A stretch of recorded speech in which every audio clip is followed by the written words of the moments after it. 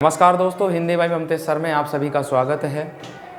हम वर्णमाला का टॉपिक पढ़ रहे थे, तो वर्णमाला के टॉपिक में हमने पढ़ा था पिछली वीडियो में हमने जाना था कि जो स्पर्श व्यंजन होते हैं, स्पर्श व्यंजन के 5 भेद जाने थे। पहला था आपका कंठीय व्यंजन, जिसमें 5 आते हैं कै, ख, ग, घ और वंग है। नेक्स्ट आता था, इसके बाद हमने पढ़ा था तालुव्य व्यंजन, जिसमें च वर्ग के व्यंजन आते हैं, च, छ, ज, झ, आय। और इसके बाद हमने पढ़ा था मूर्धन्य व्यंजन, और मूर्धन्य जो व्यंजन होते हैं वो ट वर्ग के व्यंजन होते हैं, ट, ठ, ड, ढ और ण। नेक्स्ट इसके बाद हमने पढ़ा था, अगला भेद हमने पढ़ा था चौथे नंबर पर, वो भेद था आपका दंतीय व्यंजन, जिसमें हमने तय वर्ग के व्यंजनों को जाना था, जो तय, थे, दे, ध, न कहलाते हैं। नेक्स्ट और लास्ट में हमने पढ़ा था 5वां नंबर आपका औष्ठीय व्यंजन, यानी कि औष्ठीय में आते हैं प वर्ग के व्यंजन, जो प, फ, ब और भ और मैं होते हैं। ठीक है, इससे आगे बढ़ते हैं हम। अब इससे आगे जानेंगे हम व्यंजनों के भेद में ही, इससे आगे जानेंगे हम।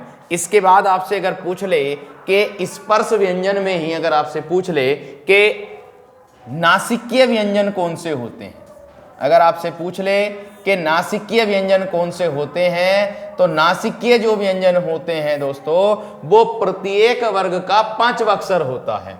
नासिकीय जो व्यंजन होता है, जो आपने पहले 5 वर्ग पढ़े थे, तो उन वर्गों का मतलब प्रत्येक वर्ग का 5वां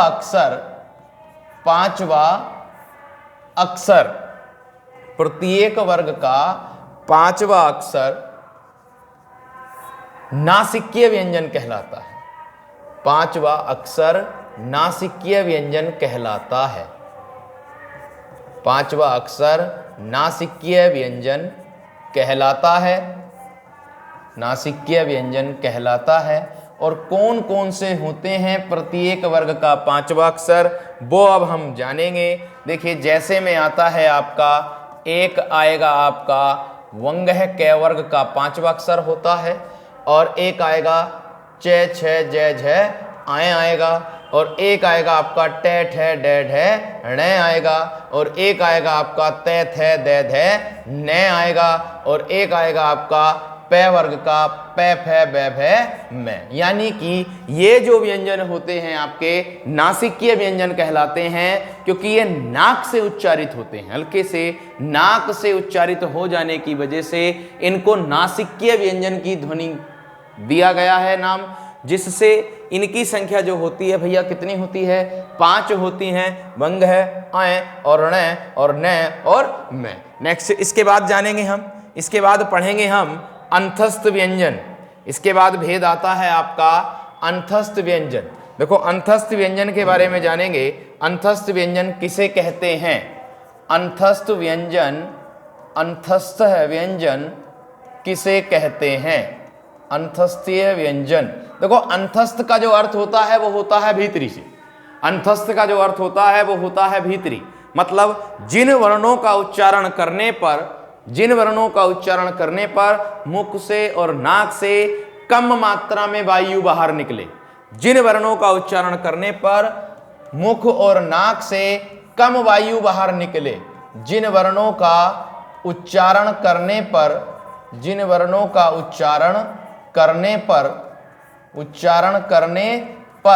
मुख और नाक से कम वायु प्रवाह हो, मुख और नाक से कम वायु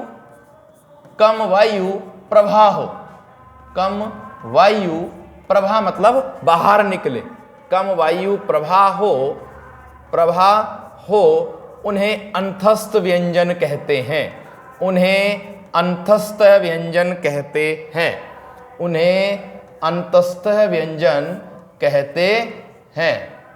अंतस्थ व्यंजन कहते हैं। अगर आपसे पूछ लेगा कि अंतस्थ व्यंजनों की संख्या कितनी होती है, तो अंतस्थ व्यंजनों की जो संख्या होती है आपकी वो 4 होती है। 4 कौन कौन सी होती है? जैसे में आप जानोगे, जैसे में आप जानोगे, एक आएगा आपका ये, एक आएगा व, एक आएगा रे और एक आएगा आपका ले। ये व रे और ले, ये व्यंजन क्या कहलाते हैं? आपके अंतस्थ व्यंजन, क्योंकि अगर इनका उच्चारण आप करोगे तो मुख से भी और नाक से भी कम मात्रा में वायु बाहर प्रवाह होगी, इसलिए इनको अंतस्थ व्यंजन कहा गया है। नेक्स्ट इसके बाद जानेंगे, इसके बाद आएगा आपका ऊष्म व्यंजन। देखिए ऊष्म से ही पता चल रहा है हमारा, ऊष्म व्यंजन, ऊष्म व्यंजन, ऊष्म व्यंजन। देखो ऊष्म से ही पता चल रहा है ऊष्मा, ऊष्म से क्या पता चल रहा है? ऊष्मा। ऐसे कह दो कि जिन वर्णों का उच्चारण करने पर मुख और नाक से समान मात्रा में वायु बाहर निकले या गर्म वायु बाहर प्रवाह हो, अगर हम ऊष्म व्यंजनों का उच्चारण करेंगे, ये जो आपका जो त्वचा है अगर आप यहां पर लगा करके देखोगे और अगर आप ऊष्म व्यंजनों का उच्चारण करोगे तो मुख से भी और नाक से भी आपकी गर्म वायु प्रवाह होगी, क्योंकि ऊष्म का जो मतलब होता है वो उच्चारण हो, मतलब ऊष्म का जो मतलब होता है वो होता है आपका अधिक वायु प्रवाह, और अधिक वायु प्रवाह मतलब मुख से भी और नाक से भी समान मात्रा में वायु बाहर निकलेगी। यानी कि इसकी परिभाषा बनेगी आपकी, जिन वर्णों का उच्चारण करने पर, जिन वर्णों का उच्चारण करने पर, उच्चारण करने पर मुख और नाक से, मुख और नाक से, मुख और नाक से समान मात्रा में वायु बाहर निकले, समान मात्रा में, बराबर यानी कि समान मात्रा में वायु बाहर निकले, समान मात्रा में वायु बाहर निकले, बाहर निकले, उन्हें ऊष्म व्यंजन कहते हैं, उन्हें ऊष्म व्यंजन कहते हैं, उन्हें ऊष्म व्यंजन कहते हैं। और ऊष्म व्यंजन की अगर आपसे पूछेगा संख्या, तो एक ऊष्म व्यंजन की संख्या अगर आपसे पूछेगा तो ऊष्म व्यंजन की जो संख्या होती है वो आपकी 4 होती हैं, और जैसे में कौन कौन से होते हैं आप इसके बारे में जानोगे। जैसे में कौन कौन से होते हैं ऊष्म व्यंजन वो पढ़ेंगे। एक आता है आपका श, एक आएगा आपका श, एक आएगा आपका स और एक आएगा आपका है। यानी कि ऊष्म व्यंजन की अगर आपसे संख्या पूछेगा तो कितनी होती है? 4 होती है। और 4 कौन कौन से होंगे? एक श होगा, एक श होगा, एक श होगा और एक क्या होगा? आपका है होगा। ये आपके ऊष्म व्यंजन कहला रहे, और इन्हीं को ही दूसरा नाम भी दिया गया है, इन्हीं को हम संघर्षी व्यंजन के नाम से भी जानते हैं। अगर आपसे पूछ ले कि संघर्षी व्यंजन कौन से होते हैं, तो संघर्षी जो व्यंजन है वो इसी का नाम दिया गया है, संघर्षी व्यंजन। संघर्षी जो व्यंजन नाम दिया गया है वो इसी का ही दिया गया है। ठीक है, इसके बारे में जानेंगे कि इससे आप इसमें इसके बाद जब वीडियो आप पढ़ोगे, वीडियो पूरी हो जाएगी, जब आपका टॉपिक आज पूरा हो जाएगा, तो इसके बाद आपको वर्णमाला से ही संबंधित प्रश्न मिलेंगे, कुछ महत्वपूर्ण प्रश्न, और वो सारे प्रश्न होंगे आपके प्रीवियस ईयर क्वेश्चन के, मतलब जो प्रीवियस ईयर जो आपके एग्जामों में आए हुए हैं वो सारे के सारे क्वेश्चन आपको पूरा कंप्लीट टॉपिक हो जाने के बाद आपको हिंदी बाय ममतेज सर चैनल पर मिलेंगे, जिससे आप अपनी प्रैक्टिस कर सकते हैं और अपने आप का आकलन खुद का आप कर सकते हो। देखिए, संघर्षी व्यंजन के नाम से भी जानते हैं किसको? ऊष्म व्यंजन को। इसके बाद आगे बढ़ते हैं। देखो, इसके बाद आता है इसका भेद आपका संयुक्त व्यंजन, और संयुक्त व्यंजन, और संयुक्त व्यंजन से ही आपको पता चल रहा है, संयुक्त मत का मतलब होता है कि जो वर्ण 2 विभिन्न वर्णों के योग से निर्मित होते हैं, यानी कि जिन वर्णों का निर्माण 2 विभिन्न वर्णों के योग से हुआ है उन्हें संयुक्त व्यंजन कहते हैं। और संयुक्त व्यंजन की अगर आपसे संख्या पूछेगा कितनी होती है, तो 4 लगाएंगे दोस्तों। और 4 कौन कौन सी होगी, वह किस किस वर्ण के योग से मिलकर बनता है, यह भी आप जानेंगे। देखिए, इसकी परिभाषा अगर आपको आएगी एग्जाम में तो आएगी, जिन वर्णों का निर्माण 2 विभिन्न वर्णों के योग से हुआ है, 2 विभिन्न वर्णों के योग से हुआ है। विभिन्न मतलब अलग अलग, जो जिन वर्णों का निर्माण दो विभिन्न वर्णों के योग से हुआ है उन्हें संयुक्त व्यंजन कहते हैं। उन्हें संयुक्त व्यंजन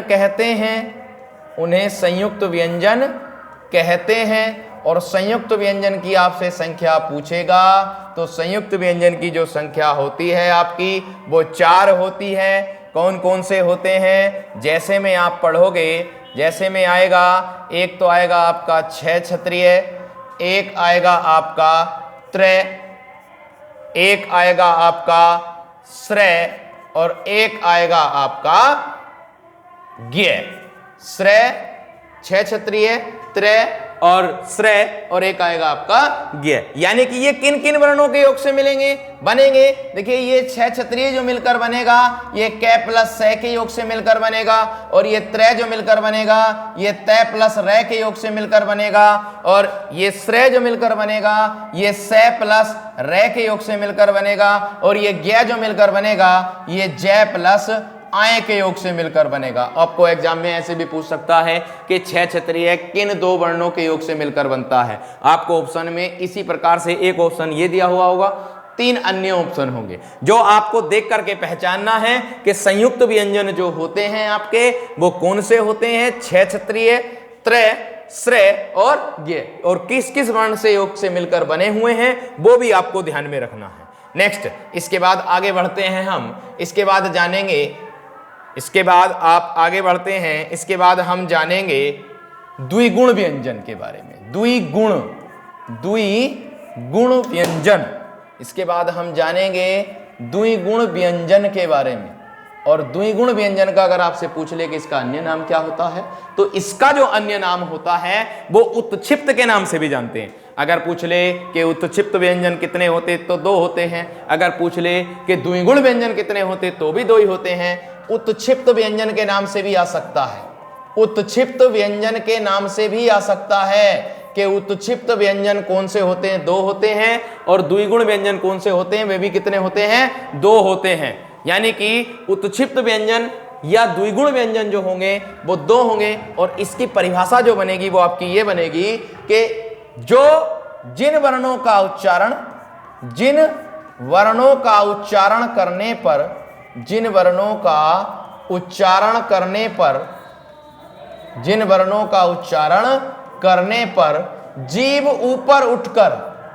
जीभ उठकर, ध्यान में रखेंगे परिभाषा, चाहे प्रैक्टिकल करके देख सकते हैं उच्चारण को बोल करके, कि जिन वर्णों का उच्चारण करने पर जीभ ऊपर उठकर तुरंत नीचे गिरती है,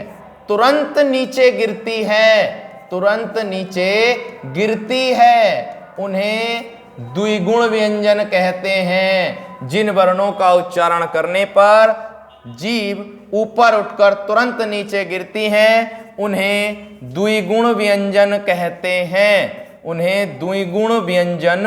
कहते हैं। इसी का दूसरा नाम है आपका उत्क्षिप्त व्यंजन। ध्यान में रखेंगे आप। और जैसे में कौन कौन से होंगे वो अब जानेंगे आप। जैसे में आते हैं आपके 2 होते हैं द्विगुण व्यंजन, एक आता है आपका ढ़ और एक आता है आपका ड़।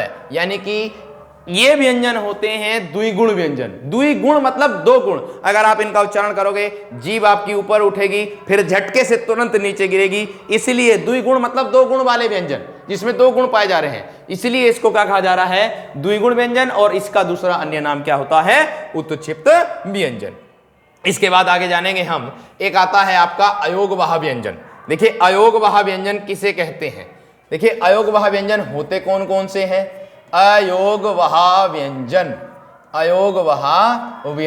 देखो अयोगवाह की जो परिभाषा बनेगी वो बनेगी कि जो वर्ण ए के योग से बने हैं, जो वर्ण ए के योग से बने हैं किंतु व्यंजन की तरह स्पष्ट अर्थ स्पष्ट करते हैं, उन्हें अयोगवाह व्यंजन कहते हैं। इसी का दूसरा नाम अगर पूछ ले कि अयोगवाह व्यंजन का दूसरा नाम क्या होता है, तो अयोगवाह एक तो अयोगवाह के नाम से आ सकता है और दूसरा किस नाम से आ सकता है, असंगत व्यंजन। असंगत व्यंजन के नाम से आ सकता है या फिर अयोगवाह व्यंजन के नाम से आ सकता। परिभाषा ध्यान में रखेंगे कि जो वर्ण ए के योग से बने हैं और व्यंजन के लिए अर्थ प्रकट करते हैं उन्हें अयोगवाह व्यंजन कहते हैं, और इसी का दूसरा नाम होता है असंगत व्यंजन। ये वाली बात आप ध्यान में रखेंगे, ठीक है। और इसमें आप एक चीज और ध्यान रखेंगे, इन्हीं को वर्णों के बीच की कड़ी कहा जाता है। इन्हीं व्यंजनों को स्वर और व्यंजन के वर्णों की बीच की कड़ी कहा जाता है। वो इसलिए कहा जाता है क्योंकि जो ये व्यंजन होते हैं आपके अयोगवाह, ये स्वर में भी जाकर के जुड़ जाते हैं और व्यंजन में तो आते ही आते हैं। यानी कि जब अगर आ जाता है मूलतः या सामान्यतः या परंपरागत रूप से, मैंने स्वरों के वीडियो में जाकर के देखोगे आप तो उसमें मिलेगा कि मूलतः या सामान्यतः रूप से जो स्वर के भेद होते हैं, मतलब संख्या होती है, वो कितनी होती है, तो संख्या होती है आपकी, वो होती है, उसमें वीडियो में मिलेगी, आपको देख लेना आप पीछे जाकर के। डिस्क्रिप्शन में लिंक भी दे रखा है मैंने। आप मुझे जो है टेलीग्राम चैनल है एक मेरा हिंदी भाई ममतेज सर के नाम से, उस पर भी फॉलो कर सकते हैं। उसमें मैं आपको टेस्ट सीरीज की पीडीएफ बना करके डालता हूं, उसी वीडियो के डिस्क्रिप्शन में लिंक मिलेगा आपको, ठीक है। उसको ध्यान में रखेंगे। नेक्स्ट देखो कौन कौन से होते हैं ये देखेंगे। जैसे में आते हैं आपके अयोगवाह कौन कौन से होते हैं, जैसे में ध्यान रखेंगे। देखिए एक ए के योग से बने हैं, ए के योग से, देखिए ए और उसके ऊपर लगा दिया अनुस्वार, और ए और इसके बाद में क्या लगा दिया, विसर्ग। ये जो वर्ण ए के योग से निर्मित होते हैं उन्हें क्या कहा जाता है, अयोगवाह व्यंजन कहा जाता है। देखिए इसके बाद आगे पढ़ेंगे हम। वीडियो में लगातार बने रहने के लिए अपनी तैयारी को जारी रखें और वीडियो को अंत तक देखें, तभी आपकी क्लियरिटी और आपके दिमाग में अत्यधिक क्षमता आएगी और उसमें वीडियो में जितना भी आपको पढ़ाया जा रहा है वो सारा प्रीवियस ईयर एग्जाम का है, ठीक है। आगे देखते हैं। इसके बाद पढ़ते हैं हम द्वित्व व्यंजन। एक देखा होगा आपने कि द्वित्व व्यंजन होते हैं, कि द्वित्व व्यंजन किसे कहते हैं, ठीक है। द्वित्व व्यंजन आता है कि द्वित्व व्यंजन किसे कहते हैं। द्वित्व व्यंजन की जो परिभाषा बनेगी आपकी वो ये बनेगी कि जो वर्ण जो दो समान वर्णों के, यानी कि जो जिन व्यंजनों के बीच, जिन दो समान व्यंजनों के बीच कोई स्वर ना हो, जिन दो समान व्यंजनों के बीच कोई स्वर ना हो उसे द्वित्व व्यंजन कहते हैं। जैसे परिभाषा देखेंगे, जिन दो समान व्यंजनों के बीच, दो व्यंजन एक साथ होंगे, एक जैसे होंगे, जिन दो समान व्यंजनों के बीच कोई स्वर ना हो, बीच कोई स्वर न हो उसे द्वित्व व्यंजन कहते हैं, उसे द्वित्व व्यंजन कहते हैं। कोई स्वर ना हो उसे द्वित्व व्यंजन कहते हैं। और द्वित्व व्यंजन कैसे, देखो पहचानेंगे कैसे द्वित्व व्यंजन कौन से होते हैं। जैसे में देखेंगे आप द्वित्व व्यंजन कौन से होते हैं। देखिए मैंने बताया कि दो समान व्यंजनों के बीच कोई स्वर ना हो, कोई स्वर नहीं आए। जैसे आपने देखा होगा दिल्ली जो शब्द है, ये दो व्यंजन हो गए, और दो व्यंजन हो जाने के बाद एक तो क्या है आपका व्यंजन, एक लय है और एक क्या है यहाँ पर लय। इन दोनों व्यंजनों के बीच कोई स्वर नहीं है, इन दोनों व्यंजनों के बीच क्या है, कोई स्वर नहीं है, इसलिए इसको क्या कहा गया है, द्वित्व व्यंजन कहा गया है। और भी होते हैं शब्द, जैसे आपका आता है कलकत्ता, ये भी आपका क्या कहलाएगा, कलकत्ता शब्द में भी क्या है आपका द्वित्व व्यंजन है। कलकत्ता शब्द में भी क्या है आपका द्वित्व व्यंजन है।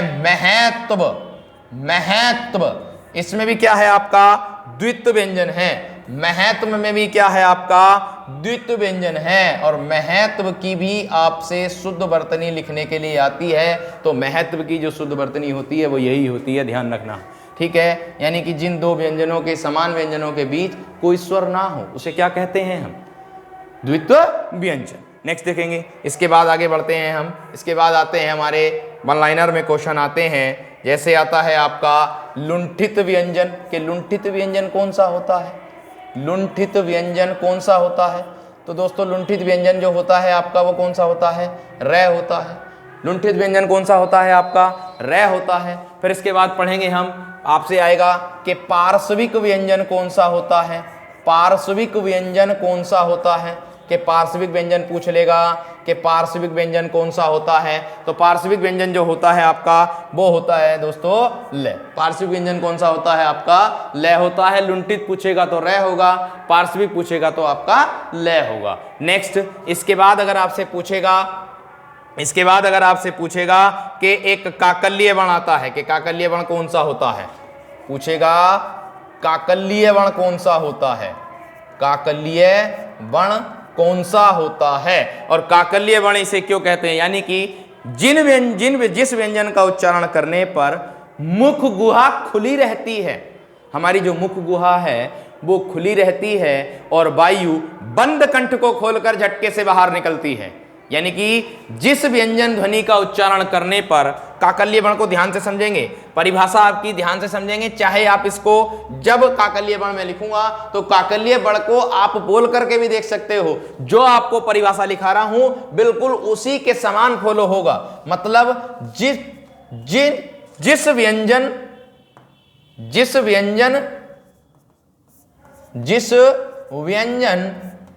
ध्वनि का उच्चारण करने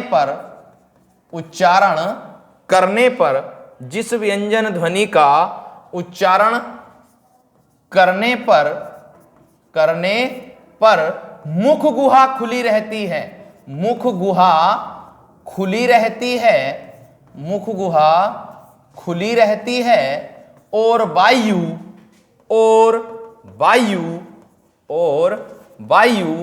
बंद कंठ को खोलकर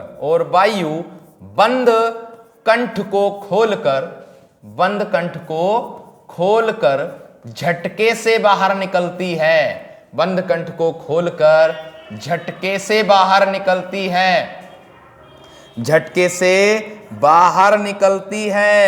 उसे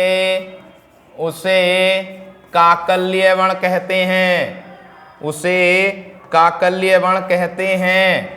निकलती है उसे काकल्य वर्ण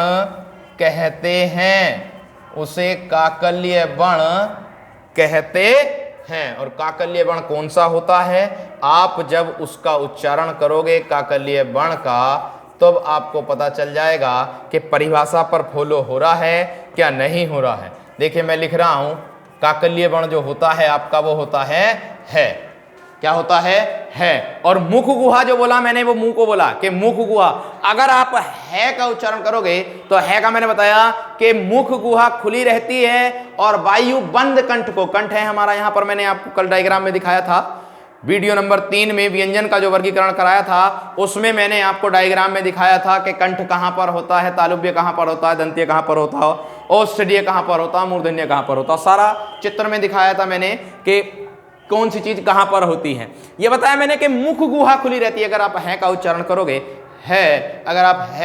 करोगे तो आपका मुंह जो है खुला है और वायु बंद कंठ को खोलकर, आपका कंठ जो है वो वायु बंद कंठ को खोलकर झटके से बाहर निकल रही है, इसलिए इसको कौन सा व्यंजन बोला गया है, काकल्य वर्ण बोला गया है। ध्यान रखना परिभाषा ये है आपकी कि जिस व्यंजन ध्वनि का उच्चारण करने पर मुख गुहा खुली रहती है और वायु बंद कंठ को खोलकर झटके से बाहर निकलती है, उसे काकल्य वर्ण कहते हैं। और जैसे में आता है आपका है का अगर आप उच्चारण करोगे तो वह काकल्य वर्ण के अंतर्गत आता है। काकल्य वर्ण एक ही होता है आपका और वो होता है आपका है। नेक्स्ट इसके बाद हम व्यंजनों का वर्गीकरण पढ़ेंगे और व्यंजनों का वर्गीकरण में आप पढ़ते हो, देखिए एक आता है आपका घोषत्व के आधार पर। इस पर बहुत क्वेश्चन आते हैं कि घोषत्व के आधार पर व्यंजनों का वर्गीकरण कितने प्रकार से किया गया है। घोषत्व के आधार पर अब देखो, घोषत्व के आधार पर व्यंजनों का वर्गीकरण जो किया गया है आपका वो 2 प्रकार से किया गया है। कितने प्रकार से किया गया दोस्तों? 2 प्रकार से किया गया है। और 2 प्रकार कौन कौन से होते हैं? 2 प्रकार जो होंगे आपके वो होंगे, 1 नंबर पर आता है आपका सैघोष, 1 नंबर पर आता है सैघोष, जिसको हम बोलते हैं क्या? घोष, जिसका दूसरा नाम क्या है? घोष। और दूसरे नंबर पर आता है आपका अघोष, दूसरे नंबर पर आता है आपका अघोष, अघोष व्यंजन और सैघोष व्यंजन। इनके बारे में जानेंगे। देखिए अघोष और सैघोष किसे कहते हैं? सघोष की परिभाषा आएगी तो सघोष को बोलेंगे जिन व्यंजन ध्वनियों का उच्चारण करने पर स्वर तंत्रिका में कंपन हो। जिन व्यंजन ध्वनियों का उच्चारण करने पर स्वर तंत्रिका में, हमारी स्वर तंत्रिका जो अंग है उसमें कंपन होगा तो उसे क्या कहा जाएगा? सघोष। और जिन व्यंजन ध्वनियों का उच्चारण करने पर स्वर तंत्रिका में कंपन न हो तो उसे क्या कहा जाएगा? अघोष। ये वाली बात परिभाषा याद रखनी है कि जिन व्यंजन ध्वनियों का उच्चारण करने पर स्वर तंत्रिका में कंपन हो तो उसे बोलेंगे हम सघोष व्यंजन, और जिन व्यंजन ध्वनियों का उच्चारण करने पर स्वर तंत्रिका में कंपन न हो तो उसे बोलेंगे हम अघोष। और इसमें आधारित आपको क्वेश्चन पूछता है कि जो सघोष होते हैं वो कौन कौन से होते हैं और जो अघोष होते हैं वो कौन कौन से होते हैं। इसमें आ जाता है कि निम्नलिखित में से सघोष को छांटिए या निम्नलिखित में से अघोष को छांटिए। कौन कौन से वर्ण होंगे? जो आपको स्पर्श व्यंजन बताए मैंने कि स्पर्श व्यंजन में 5 भेद होते हैं, उसी में से ही ये सघोष को छांटेंगे। किस प्रकार से? अगर सघोष पूछेगा तो प्रत्येक वर्ग का पूछेगा सघोष तो प्रत्येक वर्ग का आपका एक तो तीसरा होगा, एक चौथा होगा और एक क्या होगा? आपका पांचवा वर्ण। यानी कि प्रत्येक वर्ग का 3, 4, 5 क्या कहलाएगा? आपका सघोष तथा सभी स्वर जो आपके स्वर होंगे वे भी क्या कहलाएंगे? आपके सघोष। सभी स्वर क्या कहलाएंगे? आपके सघोष। और आएगा आपका ऊष्म व्यंजन का आएगा आपका क्या है? ऊष्म व्यंजन का क्या आएगा? आपका है। किसमें आएगा? सघोष में। तथा अंतस्थ व्यंजन एवं अंतस्थ व्यंजन और अंतस्थ व्यंजन कौन कौन से होते हैं? य, रे, ले और वे। और इसके साथ ही आएंगे अंतस्थ व्यंजन के जो आपको मैंने बताए क्या? द्विगुण व्यंजन। द्विगुण व्यंजन भी किस में आएंगे? आपके सघोष में ही आएंगे। इसी का ही भाग है। यानी कि प्रत्येक वर्ग का 3, 4, 5। 3, 4, 5 कैसे? जैसे आपका लिखा था क वर्ग है ना, तो क वर्ग में आप जानेंगे क, ख, ग, घ और एक आएगा आपका वंग है। यानी कि प्रत्येक वर्ग का 3, 4, 5 और प्रत्येक वर्ग का 3, 4, 5 कौन सा होगा? तीसरा होगा ग, चौथा होगा घ और पांचवा होगा आपका घ और वंग है। यानी कि प्रत्येक वर्ग का 3, 4, 5 वर्ग क्या कहलाएगा? आपका सघोष। ऐसे ही और भी वर्ग के होंगे और इसके बाद जानेंगे। देखिए इसके बाद आता है आपका अघोष। और अघोष कौन कौन से होते हैं? बताया स्वर तंत्रिका में कंपन नहीं होता, उच्चारण करेंगे तो।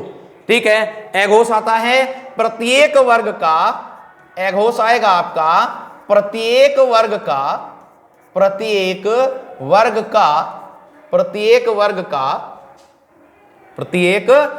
का पहला तथा दूसरा। प्रत्येक वर्ग का पहला तथा दूसरा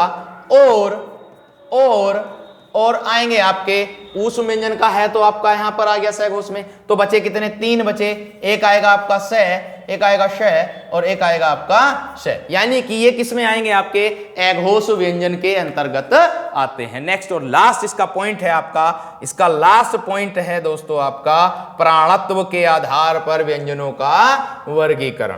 देखिए प्राणत्व के आधार पर व्यंजनों का वर्गीकरण आता है। तो प्राणत्व के आधार पर व्यंजनों का वर्गीकरण 2 प्रकार से किया गया है। एक है आपका अल्प प्राण और एक है आपका महाप्राण। अल्प प्राण और एक है आपका महाप्राण। एक है आपका महाप्राण। अल्प प्राण और महाप्राण क्या कहलाएंगे? आपके प्राणत्व के आधार पर व्यंजनों का वर्गीकरण। और प्राणत्व के आधार पर प्राण आता है। देखो प्राण का जो अर्थ होता है वो क्या होता है? देखो अल्प का मतलब होगा कम, इनकी परिभाषा इसी में ही है। अल्प का मतलब होगा कम और प्राण का अर्थ होता है क्या? वायु। और महा का अर्थ होगा आपका अधिक। महा का अर्थ होगा आपका अधिक और प्राण का अर्थ होगा आपका वायु। प्राण का अर्थ होगा वायु। परिभाषा बनेगी कि जिन वर्णों का उच्चारण करने पर कम वायु बाहर निकलेगी, मुख से भी और नाक से भी कम वायु बाहर प्रवाह होगी तो उसे क्या कहेंगे आप? अल्प प्राण। और जिन वर्णों का उच्चारण करने पर अधिक वायु प्रवाह होगी तो उसे क्या बोलेंगे आप? महाप्राण। यानी कि अल्पप्राण और महाप्राण कौन कौन से होते हैं वो जानेंगे। देखिए अल्पप्राण होता है प्रत्येक वर्ग का। अल्पप्राण जो होगा प्रत्येक वर्ग का, वही जो बताए हैं अभी, प्रत्येक वर्ग का विषम वर्ण। और विषम संख्या कौन कौन सी होंगी? 1 3 5, 1 3 5, यानी कि पहला होगा जैसे अभी बताया था कै, ख, ग और घ और वंघ में बताया था, इसमें होगा आपका प्रत्येक वर्ग का 1 3 5। तो 1 क्या हो गया भैया आपका? कै हो गया, 3 क्या हो गया आपका? ग हो गया, और 5वां क्या हो गया आपका? घ हो गया। यानी कि ये संख्या कहला रही है आपकी विषम संख्या कहला रही है। तो यही क्या कहे आपके अल्प प्राण के अंतर्गत आएगा। अल्प प्राण के अंतर्गत कौन कौन से आएंगे? 1 3 5, 1 3 5, यानी कि विषम संख्या, विषम वर्ण, विषम वर्ण। और विषम वर्ण कौन कौन से हैं आपके वर्ग में मैं बता दिया है आपको कि विषम वर्ण जो होंगे आपके वो होंगे 1 3 5। और कौन से होंगे? और आएंगे इसमें अंतस्थ व्यंजन। मैंने बताया था परिभाषा में पिछली पीछे के अंतस्थ व्यंजन जो होते हैं जिन वर्णों का उच्चारण करने पर मुख और नाक से कम वायु बाहर निकलती है उसे क्या कहते हैं? हम अंतस्थ। और अल्प का मतलब भी यहाँ हो रहा है कम, और प्राण का अर्थ भी क्या हो रहा है यहाँ? वायु। यानी कि जिन वर्णों का उच्चारण करने पर मुख और नाक से कम वायु बाहर प्रवाह होगी तो उसे क्या कहा जाएगा? आपका अल्प प्राण। नेक्स्ट आता है महाप्राण। अब देखो महाप्राण कौन कौन से होंगे? इसके जस्ट उल्टे होंगे। क्या यहाँ पर होगा प्रत्येक वर्ग का समवर्ण, दूसरा और चौथा क्या कहलाएगा आपका? महाप्राण। यानी कि प्रत्येक वर्ग का क्या कहलाएगा? समवर्ण। और इसमें आता है एक आता है आपका समवर्ण के बाद मैंने बताया ऊष्म व्यंजन। ऊष्म में क्या होता है? अधिक वायु बाहर निकलती है। और महाप्राण में आ जाएंगे आपके ऊष्म व्यंजन। महाप्राण में क्या आ जाएंगे? आपके ऊष्म व्यंजन। तो आज जो है दोस्तों आपका वर्णमाला का जो टॉपिक है वो आपका पूरा हुआ। ठीक है, इसके बाद आपको एक टेस्ट सीरीज मिलेगी जो प्रीवियस ईयर क्वेश्चन पर आधारित होगी। सारी के सारे क्वेश्चन जो हैं वो प्रीवियस ईयर एग्जाम में आए हुए होंगे। आपका वर्णमाला के टॉपिक के बाद हम अगली वीडियो में पढ़ेंगे संधि के बारे में। संधि को सीखेंगे, संधि को बनाना सीखेंगे और संधि को बहुत ही आसान तरीके से बहुत ही कम समय में आंसर लगाना उसको सीखेंगे कि कौन सी संधि किसमें है, पहचानना सीखेंगे। जय हिंद दोस्तों।